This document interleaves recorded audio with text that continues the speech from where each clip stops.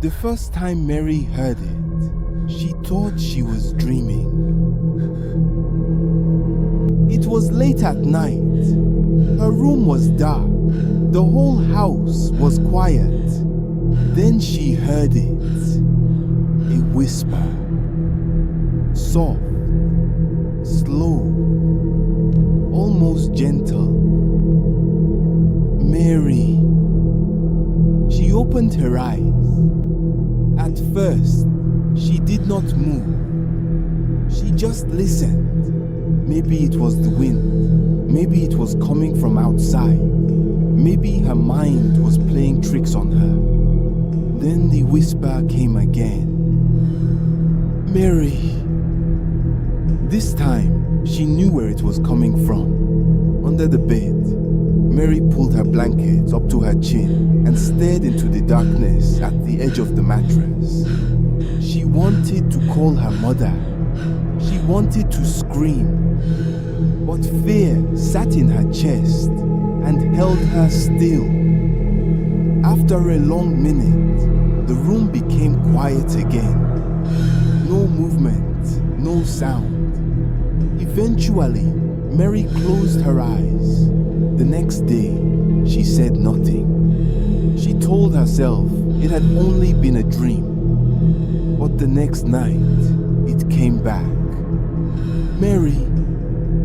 She sat up immediately. The whisper sounded closer, more certain, more real. She pressed her hands over her ears, but she could still hear it. Mary. Then a second whisper came, lower than before. Look under the bed. Mary shook her head. No. The room stayed silent for a few seconds. Then the voice answered. I'm waiting. The next morning, Mary followed her mother into the kitchen. Grace was preparing breakfast. James was reading something on his phone. Mary stood there quietly for a moment. Then she said, Mom, there's something in my room. Grace looked up. What kind of something? Mary hesitated. There's a voice under my bed. Grace gave a tired smile. Mary, you've been watching too many scary things. I'm serious. James looked over from his chair. Did you check? Mary shook her head quickly. No. Grace placed a plate on the table. It's just fear. That's all. Nothing is under your bed. Mary wanted to explain it better.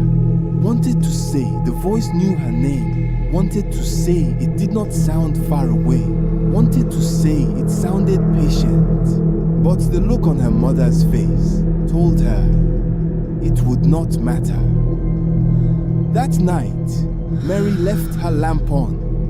She lay in bed with her eyes open, staring at the ceiling. For a while, nothing happened. Then, Mary! Her whole body tightened. The voice did not sound soft anymore. It sounded annoyed. Why did you tell them? Mary's lips trembled. Leave me alone. A pause. Then, they never listened. Mary slid backward on the bed until her shoulders touched the wall. I said, leave me alone. The voice became quieter, and somehow that made it worse. Look under the bed. Mary started crying. No. Then she heard something scrape against the floorboards beneath her.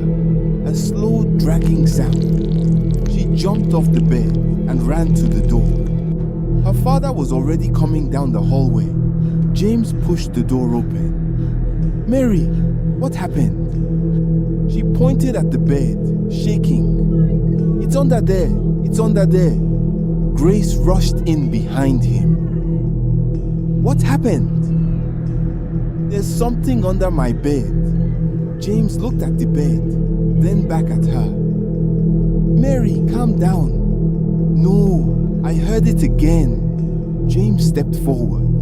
Mary grabbed his arm. Don't look. but he gently pulled free. "It's okay," he said. "I'll show you there's nothing there." He knelt down beside the bed and lifted the blanket hanging over the side. Mary held her breath. James looked underneath for a few seconds. Then he stood up. "Nothing." Mary stared at him. "That's not true." Grace moved closer and held Mary's shoulders. "You're scared. That's all."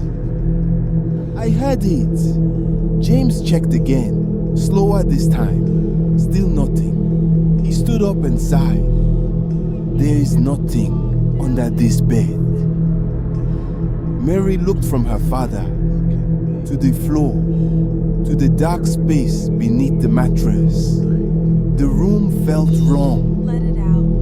Too still, too quiet. Everything's gonna be all right. Grace kissed Mary on the forehead. "Try to sleep. We're right outside." James turned off the brighter light and left the lamp on. Then both parents walked out. The door stayed slightly open. Mary sat on the bed, hugging her knees. For a moment, there was peace. Then, "Mary." She shut her eyes. "No. Now you know." Her breath caught in her throat. Slowly, very slowly, she looked down at the side of the bed. A shape was moving under it. Not fast, not suddenly, slowly, like it had all the time in the world. Then a hand emerged. Long fingers, pale skin, too thin to be human. Mary screamed. Her parents ran in again. Grace turned on the main light. James rushed to the bed. But there was nothing there. No hand, no shape, no movement. Only silence. Mary could barely breathe. "It was there," she whispered. "It came out." James looked exhausted now. "Mary, it was there." Grace held her close. "You're safe." James bent down one last time and checked carefully under the bed.